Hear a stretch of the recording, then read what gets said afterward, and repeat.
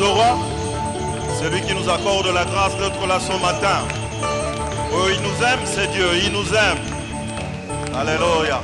Nous allons prier pour écouter sa parole. Prions tous, élevons nos voix, afin qu'il prépare nos cœurs à recevoir le message de ce matin. Prions le Seigneur. Oui, nous bénissons ton saint nom, Dieu de gloire et de grâce, pour l'occasion que tu nous donnes ce matin de nous retrouver en ces lieux. C'est sur ton invitation, Père, que nous sommes là. Tu nous as invités, Seigneur, pour nous parler. Gloire te soit rendue, Seigneur, pour la parole que tu as préparée pour nous ce matin. Merci pour nos cœurs que tu as disposés à la recevoir. Et nous croyons aussi que par le Saint-Esprit, tu nous aideras à mettre cela en pratique. C'est là pour ta seule gloire. Nous confessons, Seigneur Dieu, que ce moment est pour ta seule gloire parce que c'est toi qui les gères. Au nom de Jésus. Amen. Amen. Merci beaucoup. Nous pouvons nous asseoir. Nous inaugurons aujourd'hui le mois de l'évangélisation. Pour ceux qui ne sont pas d'ici, je pense que nous avons suivi le mot des circonstances. Chaque mois d'août, ici chez nous, est consacré à l'évangélisation.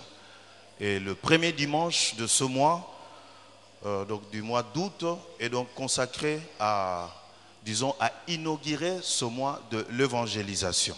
Amen. Alors il y a deux textes que nous vous proposons par rapport au message de ce matin. Il y a Ésaïe, chapitre 6. Nous commençons par Ésaïe et le deuxième texte, nous allons les lire dans le livre des Actes des Apôtres. Ésaïe, chapitre 6.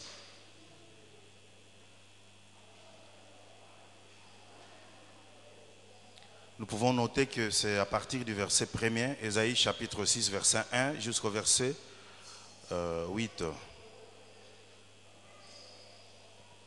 Ésaïe 6, verset 1 à 8, nous lisons le 8e verset seulement. J'entendis la voix du Seigneur disant, qui enverrai-je et qui marchera pour nous? Je répondis, mais voici, envoie-moi.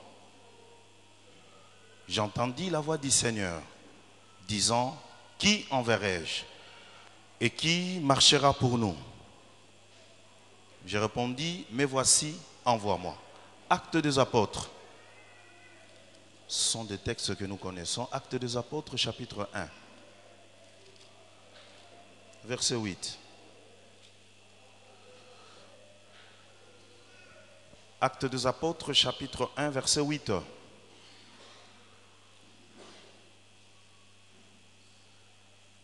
Actes des Apôtres, chapitre 1, verset 8. Mais vous recevrez une puissance, le Saint-Esprit survenant sur vous, et vous serez mes témoins à Jérusalem, dans toute la Judée, dans la Samarie et jusqu'aux extrémités de la terre. Amen. Bien-aimés, dans le premier livre, la première lecture, nous découvrons là l'histoire d'Ésaïe.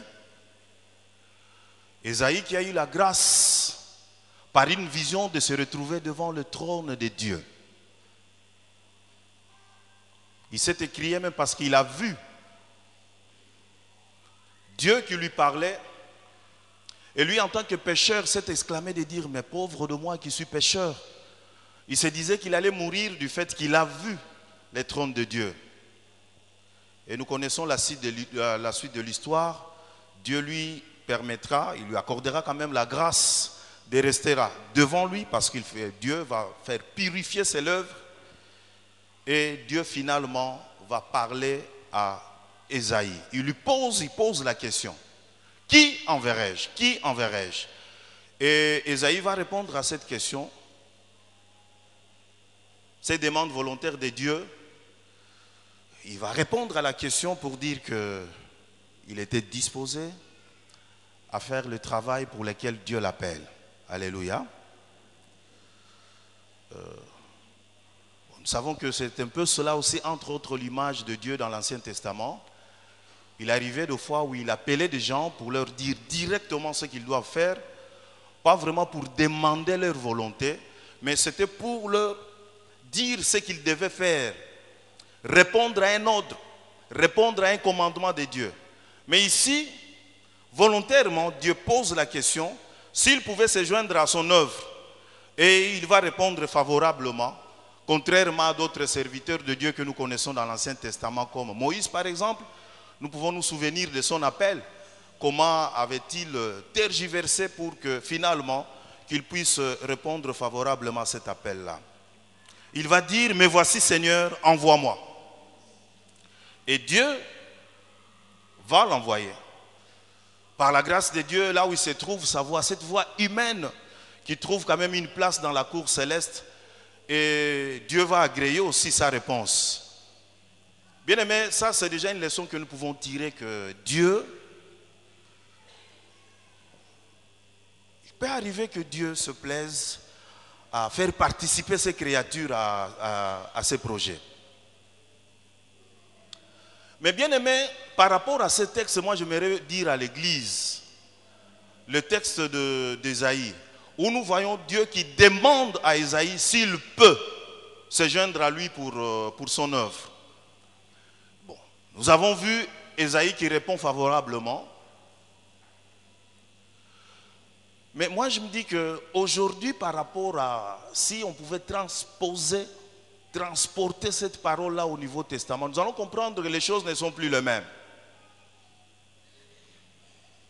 Dans l'ancien temps, Dieu a posé cette question-là à beaucoup de serviteurs de Dieu.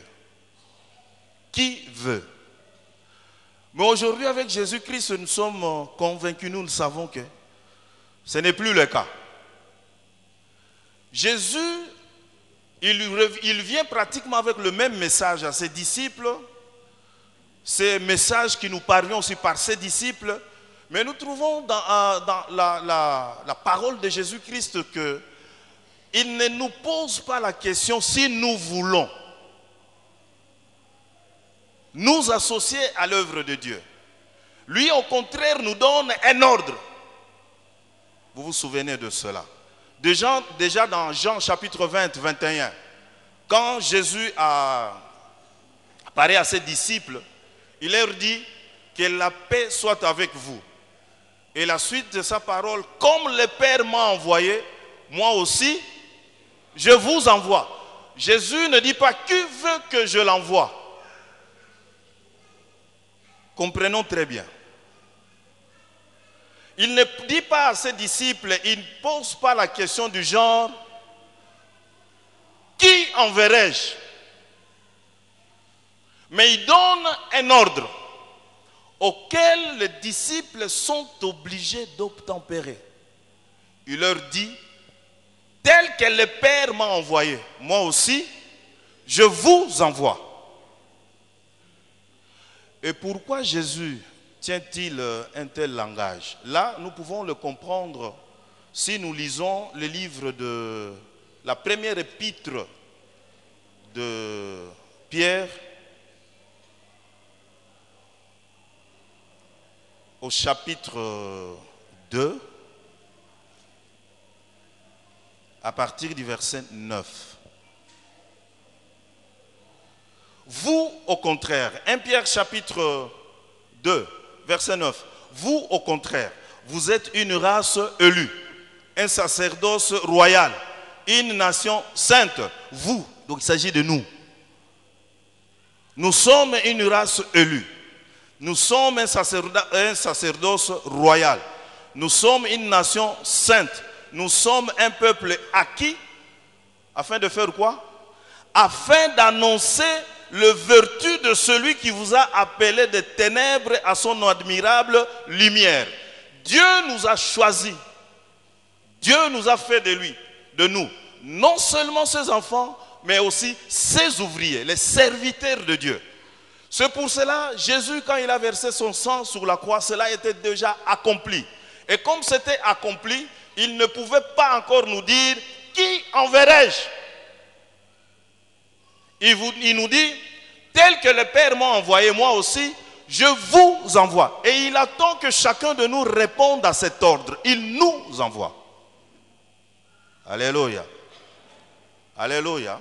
C'est cette parole-là que Jésus fera de ses disciples, certains de ses disciples, ou l'ensemble de ses disciples, des apôtres.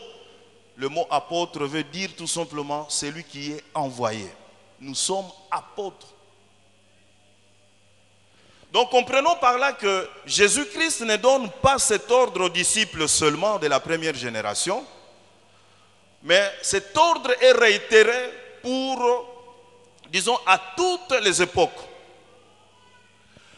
Et cette œuvre de répandre la bonne nouvelle du royaume de Dieu est la continuité de l'œuvre de Jésus ici sur la terre. Alléluia. Donc comprenons que, bien aimés, de même que Dieu a désigné Jésus pour prêcher l'évangile et accomplir des actions bonnes, il nous mandate aussi pour faire le même travail. Mais maintenant, quelle est la réaction de l'Église aujourd'hui par rapport à cet ordre suprême que Jésus a réitéré aussi dans Matthieu chapitre 28, quand il dit « Allez », c'est un ordre, hein? « Allez, faire de toutes les nations mes disciples, allez ».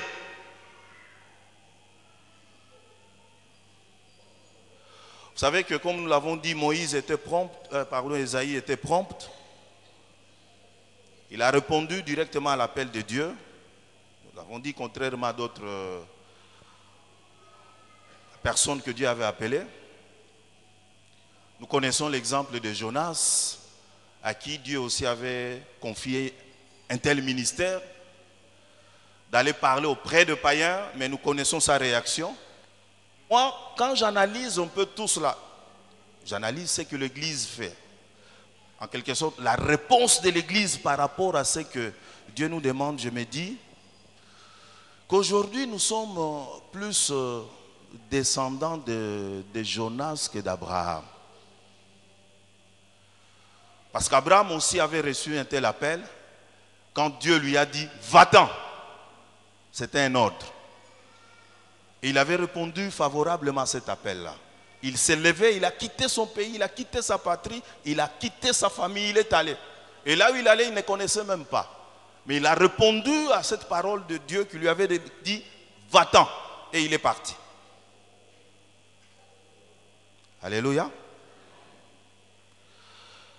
L'ordre suprême aujourd'hui, ça c'est l'une des paroles qui souffre beaucoup dans l'église de Jésus-Christ aujourd'hui. Allez, faites de toutes les nations mes disciples.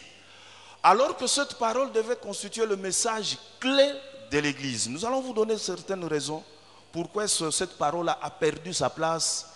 Bon, pas d'une manière totale, hein, mais nous disons que cette parole a perdu sa place. Nous sommes tous témoins, nous suivons régulièrement des émissions à la télévision, à la radio, des émissions chrétiennes. Il est rare d'entendre, même dans certaines émissions, certains cultes qu'on nous montre à la télé, il est rare d'entendre un tel message dans les prédications, surtout de beaucoup de grands pasteurs, entre guillemets, que nous connaissons ici à Kinshasa. Alors que ce message-là, c'est le message clé de l'Église. Le message clé de l'Évangile. L'annonce de la bonne nouvelle du royaume de Dieu. Et c'est pour cela que Jésus est venu. C'était ça le message de Jésus. Et c'est le même message qu'il a laissé à l'Église. Acte 1, 8. Nous allons lire cela.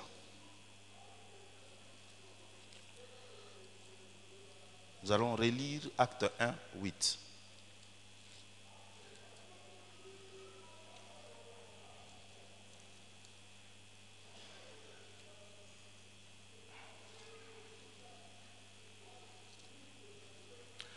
Mais vous recevrez une puissance, le Saint-Esprit survenant sur vous, et vous serez mes témoins à Jérusalem, dans toute la Judée, dans la Samarie et jusqu'aux extrémités de la terre. Dieu donne un ordre aux disciples de rester à Jérusalem, de ne pas sortir, qu'ils attendent d'abord qu'ils soient revêtus de la puissance de Dieu pour sortir afin d'annoncer la bonne nouvelle du royaume de Dieu. Bien aimés, nous allons analyser ce texte. Nous allons parcourir les livres des Actes pour voir comment cette parole a-t-elle été accomplie. L'ordre qui se retrouve dans Matthieu 28 et qui est réitéré ici dans Actes des Apôtres chapitre 1 verset 8. Alléluia. Alléluia.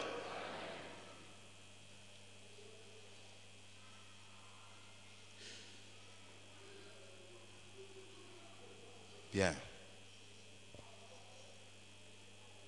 Bien-aimés, comme je l'ai dit, quand nous allons analyser le texte, nous allons comprendre que Jonas n'était pas le seul à lutter contre l'idée que la parole de Dieu pouvait aussi s'appliquer aux païens, à ceux qui ne connaissent pas Dieu.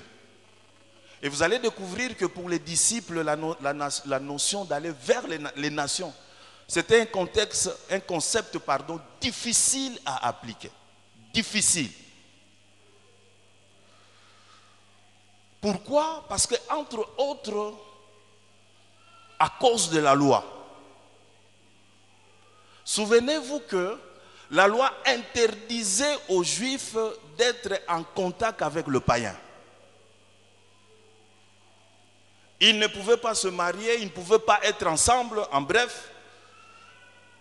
Et maintenant que cette parole arrive, les disciples étaient butés à une difficulté telle que ils ne pouvaient pas sortir de la loi pour entrer en contact avec le païen. Parce que la loi leur interdisait cela.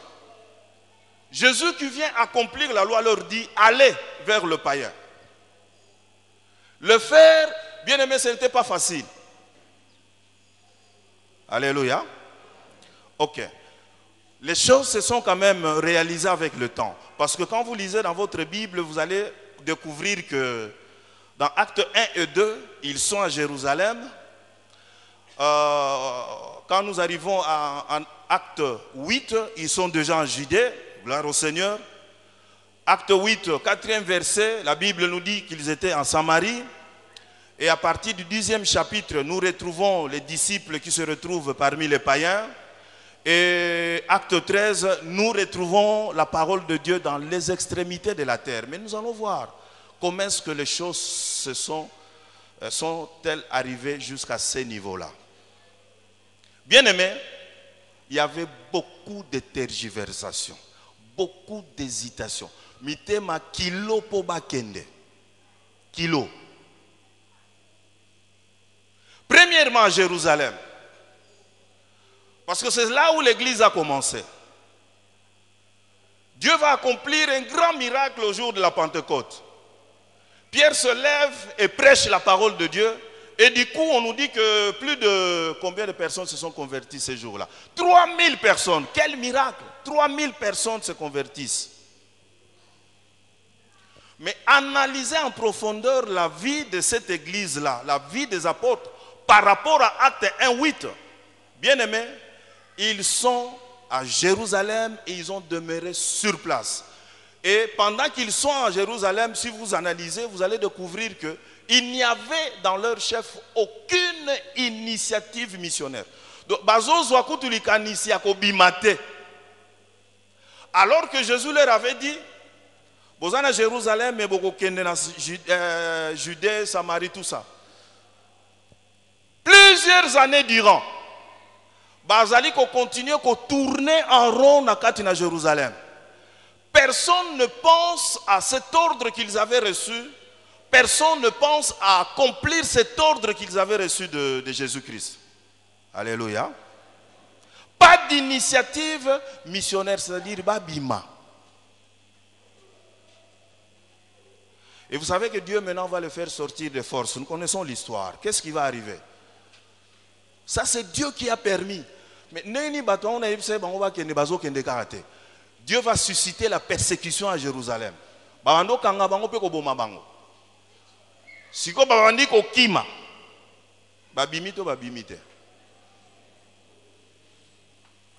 aimé, vous savez, quand Dieu vous donne un ordre, il faut être attentif.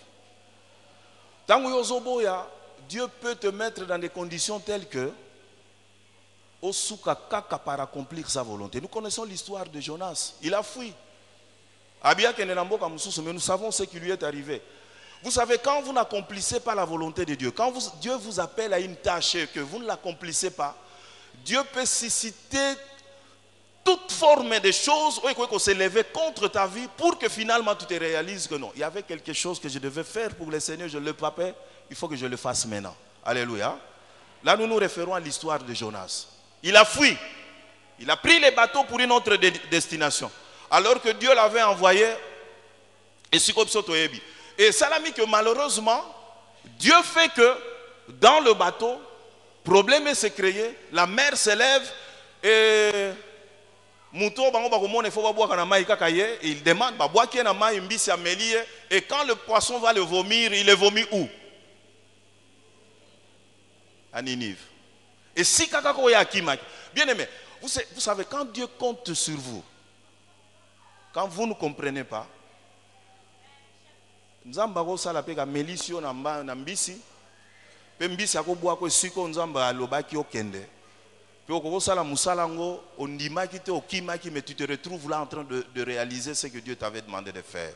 Alléluia. La persécution arrive, les chrétiens se disperser, kei na région ya Judée, kei na région à Samarie, mais les apôtres bien aimés ils sont restés à Jérusalem. Vous comprenez? Ils sont restés à Jérusalem. Kimi, il se retrouve en Judée. Acte chapitre 8, verset 1. Et la parole de Dieu, que par eux, la parole de Dieu va se retrouver dans Samarie. Mais bien aimé, je vous apprends que parole de Dieu, quand la parole de Dieu est arrivée en Samarie, ce n'était pas par un juif. Dieu nous dit que, acte 8, versets 5 à 13, c'est un grec en principe où il y a kotisaki parole de Dieu dans Samarie. Dans mon accomplissement, acte 8, l'ordre Dieu l'a donné aux juifs. Ils ne sont pas sortis de Jérusalem, batikali na Jérusalem. Pratiquement tout le bagage que bon, ils ne sont pas partis aussi en Judée, c'est par la grâce de Dieu que Babimi. Mais c'est un grec au nom de Philippe, dans l'histoire. Oyo akokoti sa parole de Dieu na Samarie. Les apôtres à qui cette parole a été adressée directement sont toujours à Jérusalem. Beaucoup d'églises aujourd'hui, na Kinshasa, quand vous suivez leur message, vous allez comprendre qu'ils sont toujours à Jérusalem.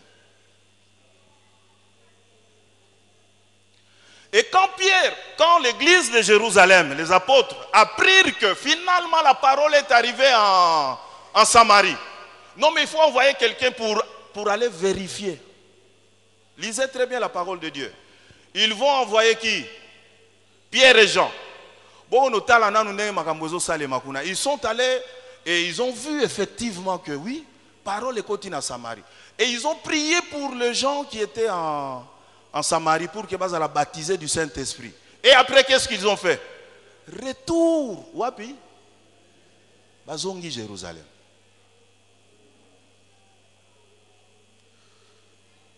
Bien aimé, totanga.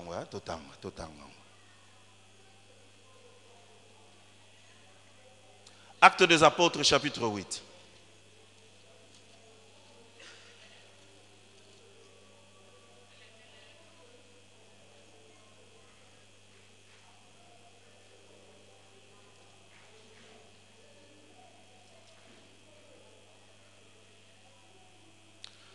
Actes des apôtres, chapitre 8. Nous lisons à partir du verset 14. Les apôtres qui étaient à Jérusalem, ayant appris que la Samarie avait reçu la parole de Dieu, y envoyèrent Pierre et Jean. Ceux-ci arrivèrent chez les Samaritains, prièrent pour eux, afin qu'ils reçoivent le Saint-Esprit. Vous pouvez continuer la lecture, mais au verset 25. Après avoir rendu témoignage à la parole du Seigneur et après l'avoir prêché, ils ont profité de l'occasion, ils ont un peu prêché. Pierre et Jean retournèrent à Bazongi Nabango.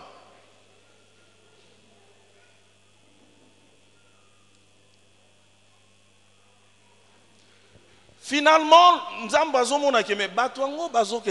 qu'est-ce qu'il va faire? C'est comme ça que Dieu va se tourner maintenant vers quelqu'un à qui, bon, je parle d'une manière humaine, à qui il n'avait même pas pensé quand il parlait de certaines Maïbaki, à qui il ne s'était pas adressé directement dans Acte 1:8. Saul de Tarse. Na yebisata ye soka ko comprendre ke akende na yebisata ye.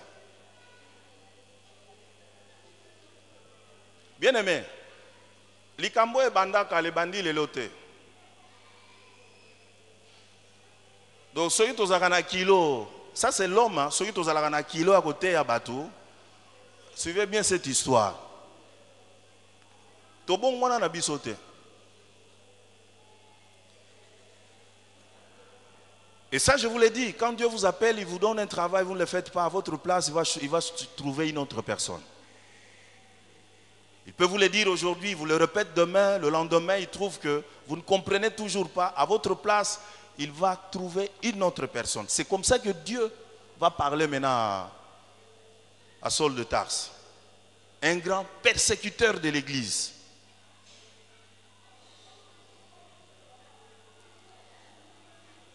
Et Dieu va choisir Paul.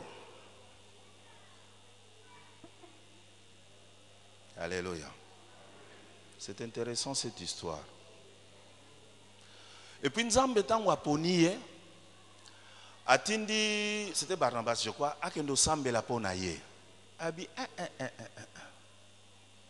na okendete, kolome yo yebi muto nenga nyokola kilingomba. Na kende pa na ye. Jésus va lui dire, cet homme-là, c'est un instrument que j'ai choisi.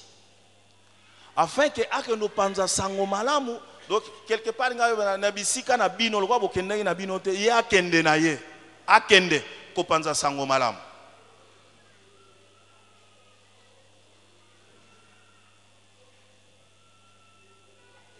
Acte chapitre 9. Totanga, kaya, totanga.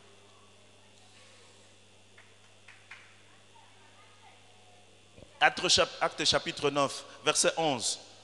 9, 11. Le Seigneur lui dit, lève-toi, va dans la rue qu'on appelle la droite et cherche dans la maison de Judas un homme nommé Saul de Tarse. Car il prie. Il a vu en vision un homme du nom d'Ananias qui entrait et qui lui imposait les mains. C'était Ananias, qui lui imposait les mains afin qu'il y reçoive, qu'il y recouvre la vue. Ananias répondit, Seigneur, j'ai appris de plusieurs personnes tous les mots que cet homme a fait à tes saints dans Jérusalem. Et il a ici de pouvoir de la part des principaux sacrificateurs pour lier tous ceux qui invoquent ton nom. Mais le Seigneur lui dit, va. Car cet homme est un instrument que j'ai choisi pour porter mon nom devant les nations, devant le roi et devant le fils d'Israël. Et je lui montrerai tout ce qu'il doit souffrir pour moi. Et gloire au Seigneur parce que Paul va obéir à l'ordre du Seigneur et il va faire le travail. Mais dans l'entretemps, où est Paul, et Pierre et les autres? Toujours à Jérusalem.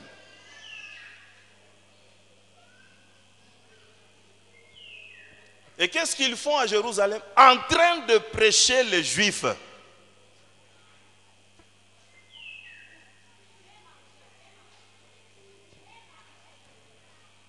Et maintenant, Dieu va exposer, il va passer Pierre, hein, il va le soumettre à un test. Il va choisir un autre païen, un Romain. Cette fois-ci, c'est Corneille. Et maintenant, qui on va envoyer? La fois passée, par rapport à l'histoire de Saul, on avait envoyé Ananias. Mais ici, c'est Pierre maintenant qu'on va envoyer. Va chez cet homme-là. Tu vas prier pour cet homme-là. Et nous connaissons l'histoire. Qu'est-ce qu'il va dire? Pourquoi ne peut-il pas partir? Parce qu'il s'agit d'un impur, le païen. C'est ce qui nous arrive de fois.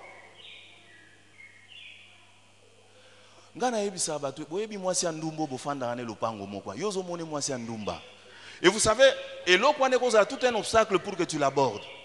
Sololane sangomalam, aza mwasi andumba. Aza kuluna. Aza moibi. Et Dieu va dire à Pierre, tant qu'on a hésité à lui, non, ne déclare pas impur ce que moi je considère pur. Va! Jusque-là, il ne comprenait pas que cette barrière était déjà rompue. Il y a des juifs, il y a des pagans. Il ne veut pas aller parce que Corneille, non. C'est un païen, un romain. Il n'a aucun d'été. C'est malgré lui qu'il est parti. Avec 1001 difficultés, il va répondre à cet appel. Bien-aimé, c'est une interpellation pour nous ce matin. Et c'est ça l'église aujourd'hui. J'aimerais que nous notions, bien-aimé, tout simbeloko que le message de l'annonce de la bonne nouvelle du royaume de Dieu, c'est ça le message clé de l'église. Nous devons faire de toutes les nations les disciples de Jésus-Christ. Alors ils seront étonnés de voir que plus tard, un grand nombre de païens, Dieu le faisait pour qu'ils comprennent que, non, loi. Maintenant je commence à toucher le païen. Il pouvait se dire tout simplement que, bon, comme Dieu commence à toucher le païen, il y a bon, Tolanda. Mais non.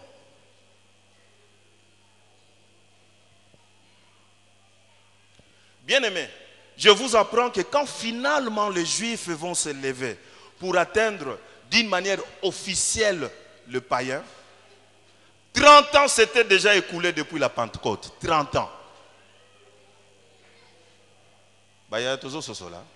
30 ans. Notre paroisse à quel âge? Salama Ananini, la paroisse. La paroisse francophone, à quelle année? 70. Papa Mouessa n'est pas là. Non, Papa Mouessa. 1970. 71. Voilà. Pratiquement 30 ans après. Bien aimé, quand l'évangile finalement par les Juifs va atteindre le païen, c'était 30 ans après que ce juif-là, Bayoka ki malobete bokende, 30 ans après.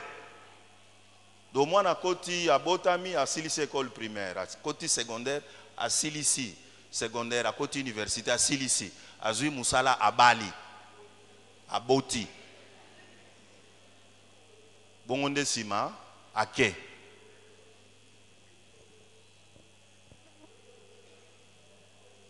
Et Paul et Barnabas, Paul va s'associer à Mokoya Banane Molimo, Barnabas. Et ils vont travailler, ils vont. Nakumi Sarasona Nzambe Sona Zomona histoire à Paul. Yamana payé pas mi bengaki apôtre. Il s'est levé et il est parti. Alors, il y a un monsieur qui a écrit un livre intitulé Le message caché des actes des apôtres. Écoutez ce qu'il a dit. Hein, je vous lis un extrait. Il a dit ceci. C'est extraordinaire.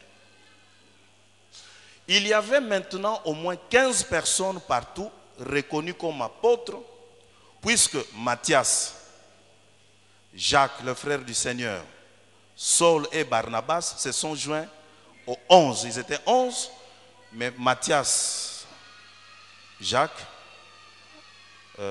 Saul et Barnabas se sont joints à eux. Mais de 15 qu'ils étaient les apôtres, vous recevrez une puissance, le Saint-Esprit survenant sur vous, vous serez mes témoins.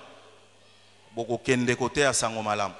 seulement ont été délégués pour évangéliser les païens dont la population était estimée en ces temps-là à 900 millions. 900 millions. Banani bakondote ya bango, Paul et Barnabas. Les 13 restants était convaincu qu'il devait évangéliser seulement les Juifs qui étaient estimés à cette époque-là à 3 millions. Deux, Bakendeko évangélisait 900 millions. Et puis 13, Bakendeko va continuer Moussala na combien? Na 3 millions.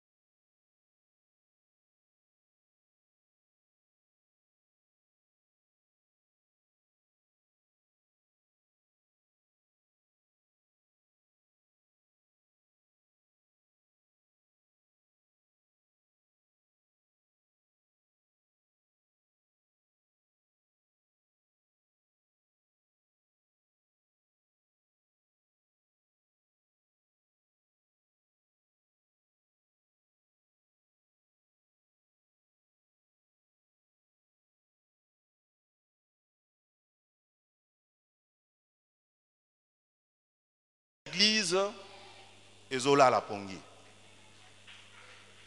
Bien aimé, aujourd'hui, Namokilitoza combien? Nous sommes aujourd'hui 7 milliards de personnes dans ce monde. Sur ces 7 milliards, je vous apprends qu'il n'y a que 2 milliards et 300 millions de chrétiens, de convertis. 2 milliards et 300 millions seulement qui connaissent Jésus-Christ. Au Bakissi, il y a 2 milliards 300 millions de personnes qui ne connaissent Jésus, mais qui vivent à côté de ceux qui connaissent Christ. Donc pour dire que Tokoka côté, il y a 2 milliards 300 millions, on a fait facilement. Mais ils sont 2 milliards, plus de 2 milliards 300 millions qui vivent à côté des chrétiens. Et après, nous avons 2 milliards aussi 300 millions, plus de 2 milliards 300 millions de personnes qui n'ont jamais entendu parler de Jésus-Christ. Donc, ce qui est une statistique, nous allons comprendre que ce qui est 7 milliards, dans ce monde, nous avons 2 milliards 300 millions de ceux qui connaissent Jésus. Et nous avons combien? 4 milliards 700 millions de gens qui ne connaissent pas Jésus. Que fait l'Église? Ces statistiques prouvent que quelque part l'Église ne fait pas très bien son travail. Plus de 4 milliards 700 millions de personnes dans ce monde ne connaissent pas Jésus. Et vous savez que c'est incroyable, même dans notre pays, il y a certaines tribus qui n'ont pas encore entendu parler de Jésus-Christ. Quand on a Internet, Lucas, le peuple non atteint, Lucas RDC, on va vous donner le nom des tribus en RDC ici qui ne connaissent pas encore Jésus-Christ. Alors que nous avons reçu la parole, ça fait plus de 130 ans.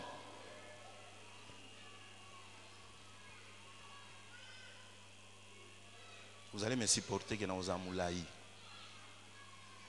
Alléluia. Tozui kaka RDC qui en l'Afrique francophone seulement. Nous prenons l'Afrique francophone. Tozui RDC qui est le plus grand pays en Afrique en principe. Hein, bon, en Afrique francophone. Nous comptons plus de 900 millions d'habitants en Afrique francophone. Parce que le quoi tous partager la même langue, nous pouvons facilement leur parler de Jésus-Christ. Mais aujourd'hui, l'Afrique francophone, le pays Afrique francophone se retrouve parmi les pays les moins évangélisés du monde. Le moins évangélisé du monde. Les pays de l'Afrique francophone. Tout ça, on peut mupandi moko. Après la RDC, nous allons à l'ouest. Vous allez retrouver le pays de l'Afrique francophone et Afrique. Aujourd'hui, ce sont les chiffres qui parlent. Si vous allez en Algérie, par exemple, vous trouverez 0,2% des chrétiens. 0,2%. Donc comme pour vous dire que Bazate Baklisto. Mais baza moi mouké. 0,2% des chrétiens. Maroc, 0,1%. Niger, 0,1%. Tunisie, 0,1%. Guinée-Conakry, 0,7%. Mauritanie, 0,1%. Sénégal, 0,2%. Comores, 0,2%. Djibouti, 0,1%. Mali, 0, Alléluia. Si on se résume à pourcentage par rapport à la présence de la population musulmane. Mali, 87%. Maroc, 99%. Mauritanie, 99, 99%. Et puis, 99,75%. Niger, 97,14%. Algérie, 97,29%. Burkina Faso, 52,20%. Maintenant, moi, je pourcentage et puis les animistes. Djibouti, 97%. Guinée, 88%. Sénégal, 91%. Tchad, 52%. Tunisie, 99%. Et en RDC, jusqu'à un certain moment, tous les musulmans, 2,9%. Mais basé sur 2,9%.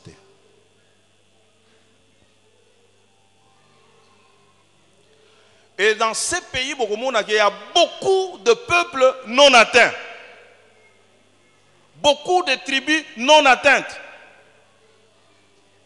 Plus de 333 peuples non atteints. N'a pas peuple haut.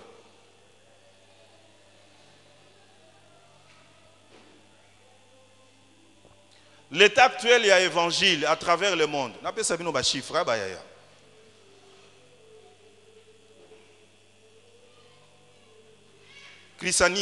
Christianisme à travers le monde, tout le Namokili Mobimba, nous représentons 32% de la population mondiale.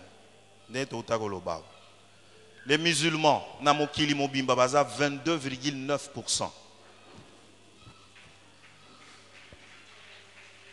Bande Konabiso, hindous, ils sont 13,9%. Les bouddhistes, 6,9%. Les créatures qu'on appelle les animistes, ils sont 13,6%. Donc, les chrétiens, tous allez 32, les 68%. Et je vous ai dit que les missionnaires na Mokili aussi, ils sont 100. 97 travaillent parmi les 32%. Et 2% travaillent parmi les 68%. Alléluia.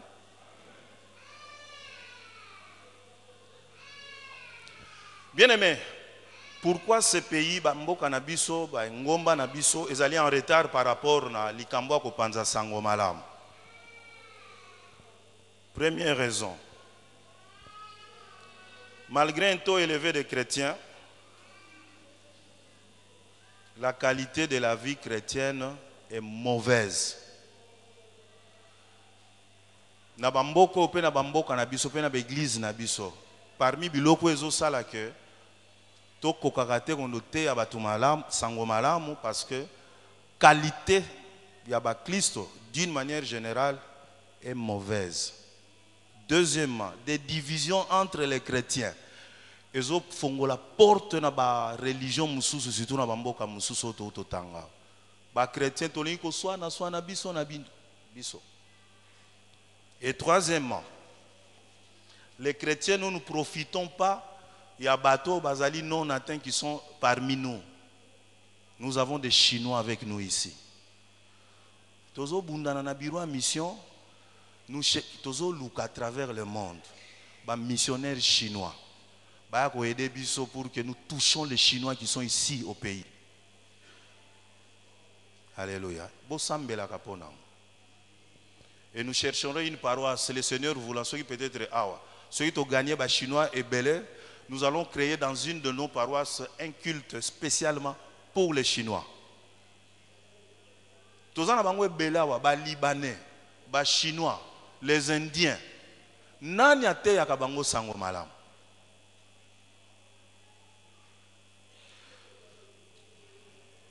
On a commis ça qui nous a parce qu'il nous a mis en contact avec les Libanais qui nous ont livré Bakaro Oyo, na Libanda. Ce sont des chrétiens.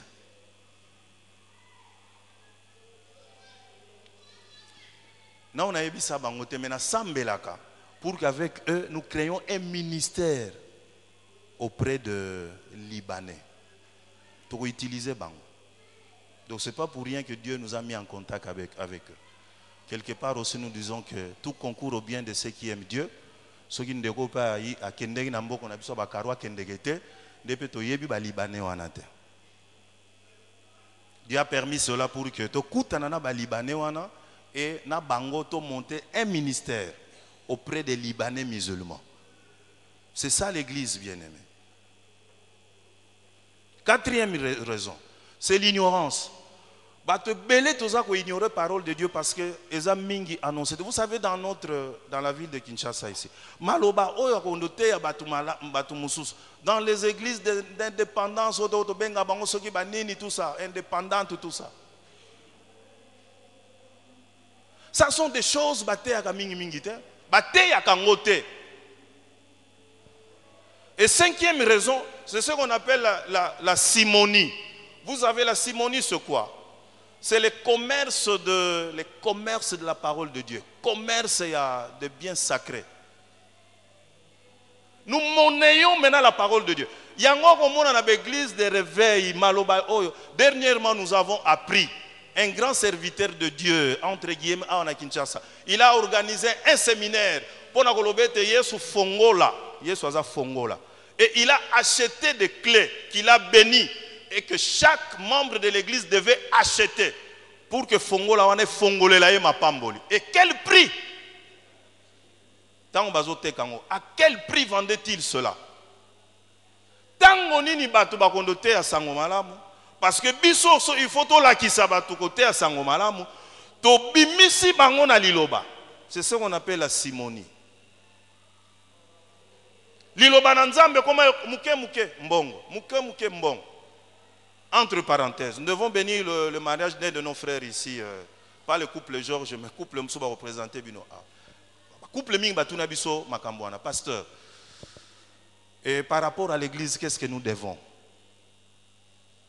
Vous savez qu'il y a beaucoup de frères, même d'ici, parce que Tokendemi est l'église. Bazaka est étonné quand on leur dit que non, vous ne payerez rien. Parce que dans certaines églises indépendantes, pour bénir le mariage, il faut foutre. Hein? Vous payez. Le pasteur peut vous exiger 100, 200, 300 $ pour la bénédiction nuptiale. Et il ne se limite pas là au 10, 15, 20 chaises plastiques. Oh, combien de casiers il y a sucré?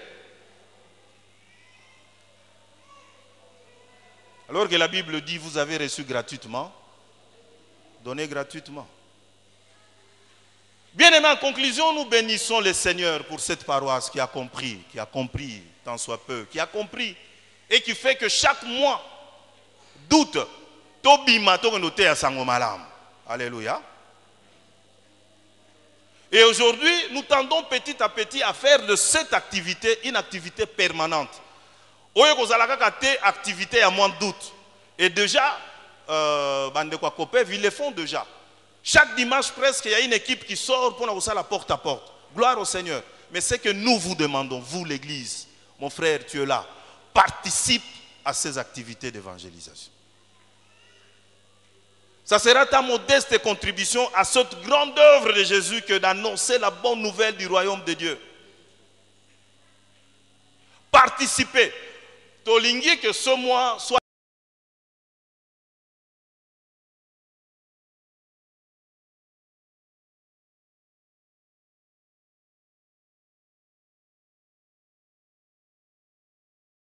des âmes, allons prêcher la bonne nouvelle du royaume de Dieu.